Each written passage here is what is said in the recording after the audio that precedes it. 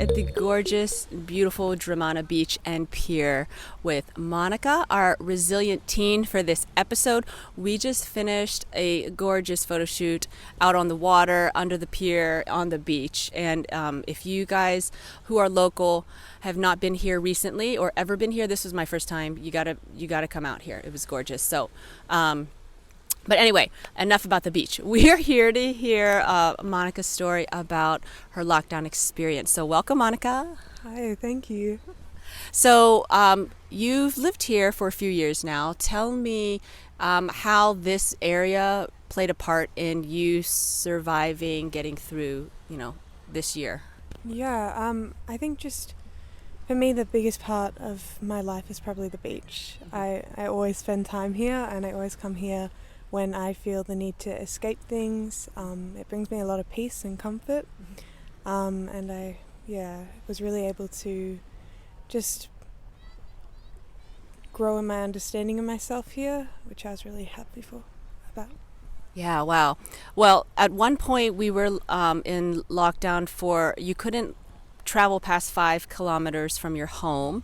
And so Monica's fortunate enough that she lived within 5 kilometers of this beach. So it was really special to come here and photograph her here on this beach. What are some of the things that you would do here?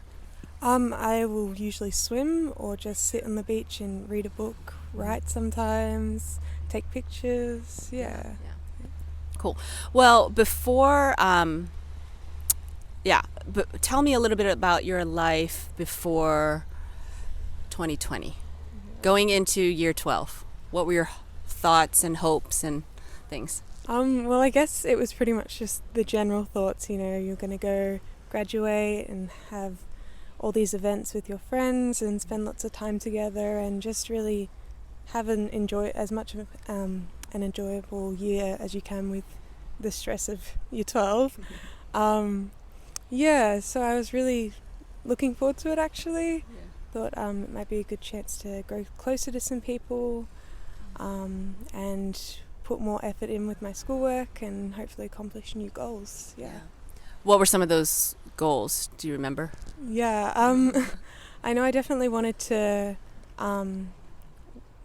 grow more in my principles that I live by and in my understanding of life and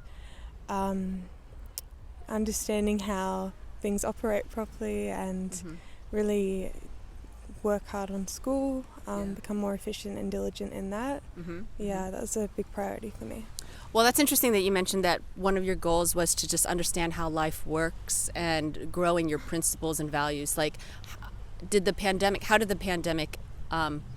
help or hinder you in achieving that goal? Because, I think that going into it, I definitely took a lot for granted, like a lot of people, but it really helped me to shape what I prioritize, my relationships with people, my faith and my work ethic towards my goals.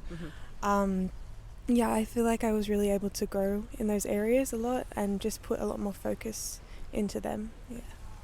So here in Melbourne, we went through 2 major lockdowns. One was like in April. I don't remember how long it lasted. How long did that one last? Do you remember? Like a couple of months, maybe? Maybe like 6 weeks or something like that. But then the second one was about 15 weeks long. And that was the one that was more brutal. And I think, and that was in end of July through almost end of October. Early August, maybe end of October. The dates are it doesn't matter. It was a long time. What was the difference between the 2 lockdowns for you? I think going into the first lockdown, I was quite optimistic about it. I thought, this is like a chance for me to tackle some new things that I've been wanting to really work on my school, have more time out of class, and catch up on things if I needed to. So I was really kind of looking forward to it. A bit nervous, obviously, because it's a different new circumstance that we haven't faced before. And I think going into the second one, after coming out of the first, I was a bit more nervous about how things were going to go, because things didn't necessarily plan out how I had hoped during the first lockdown.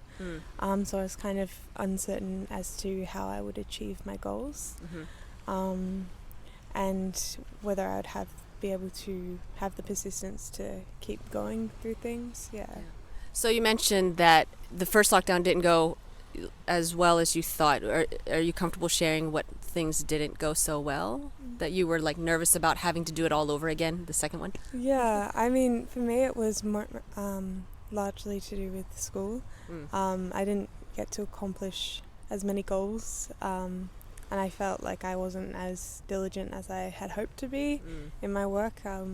Definitely caught up on me being in my home environment, and trying to separate those two lives was a struggle for me. Yeah, and I think also just my relationships with people, I didn't get to work on them as much as I had hoped as well. So during the second lockdown, how did you tell me about some of like the hardest weeks that went by? Like what were you feeling? What was your kind of outlook on life, on people, family?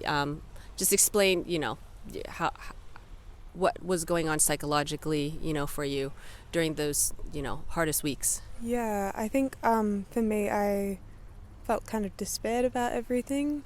I didn't have much hope as to achieving the goals that I had set at the start of the year. I really struggled to just maintain positivity under the circumstances, as well as my friendships with people, my relationship with my family. That was quite challenging as well, although I did find that I was able to get closer to some of my friends, and our relationships grew, which was really, really nice. How did you do that? How did you grow closer to these friends despite the distance? Yeah, I think we were able to find new common interests that we hadn't realised we actually had, which was really, really nice. And we spent a lot more time just messaging and Zooming and just trying to keep in contact. Yeah, I think all of us were figuring out new ways to like stay connected to people even though we couldn't see them. So what is regards to like friendships and relationships, what is something that you take away from this period of isolation? Yeah, I guess definitely that how important it is to have the support and encouragement of one another, and how big an impact that really is in your life. When you have it and then it's suddenly taken away from you, you really begin to realise how challenging life can be when you only really have yourself to rely on for that. Yeah, I think we did see that a lot I think we did see that during this lockdown, is that we were made for community. Like people are made to live life not in isolation, but in a community, and not even our families, because like we were talking about during our photo shoot, we even kind of got tired of our own family members after a little while, but that we are meant for community, first our families, but then a broader community. And that's just how we were designed to live and thrive. So when that was taken away, that was really hard. Well, what were some of the ways that you did spend your time productively during the lockdown? Well, I definitely pursued music more. My hobbies, I was happy with that, because there's something I'm very passionate about, and I tried to do art a bit more, painting, and then just really trying to build up my own character, and develop a proper routine in this scenario. Yeah, that's good. I think a lot of us had a chance to develop new hobbies, or work on hobbies that we didn't have time for before. So that's good. How much Netflix or TV did you watch? Probably a bit too much. Yeah. You didn't mention it, so I was just like, maybe I just mentioned, put it out there. That's fine. I think Netflix made a lot of money this year. Well, what is the main thing now that you're getting ready to go to uni, and actually in a few days, all the year 12 graduates are going to hear back their ATAR scores and where they're going to uni in a couple months. So it's kind of exciting. So as of today, Monica doesn't know where she's going, but what are your plans for after 2020?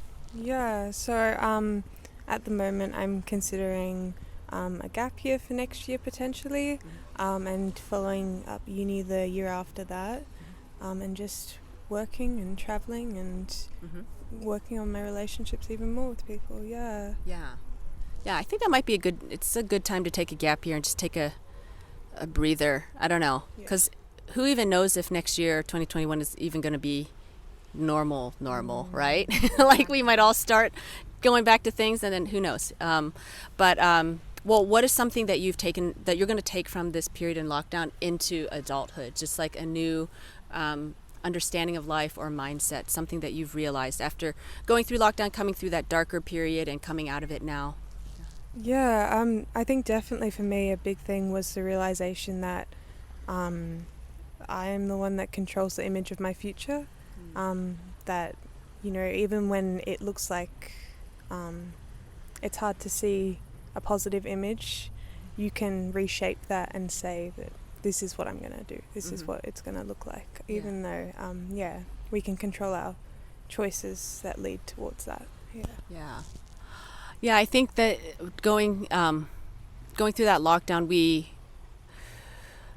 a lot of us came to that realization that you can take one of two paths. You can be like a victim and just, throw your hands up and say, I can't do anything and I'm just, a victim to the circumstances. Or you can say, okay, what am I going to get out of this? And even as we wait on things to change, we still have work that we can do and positive things that we can put our time and energy into. Excellent.